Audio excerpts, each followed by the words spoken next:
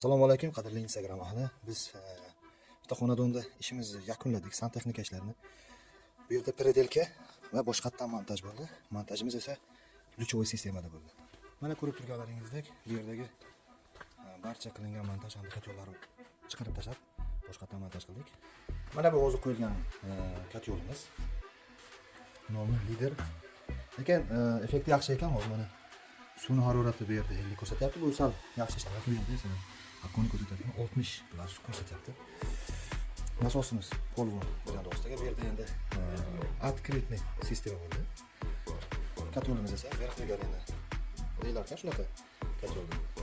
Hozir bu yerda chala chulpechlarimiz bor edi. O'shani bajaryapmiz. Boshqa bilan sistemamiz bu sistema. Radiator ventilni waterproofni yangi chiqqan ventillar ekan. Mana shuni ko'ryapmiz. Shu past qismda montaj qildik. Bu yerda bitta radiator mavjud. Bu yerda pastdan, ya'ni nijni montaj qilib qo'ydik. Bu yerda esa kollektorimiz mavjud. Kollektorda 65 gradus, bunisi esa 25 gradus, 10 gradus farq qilyapti. Bu odatiy holat.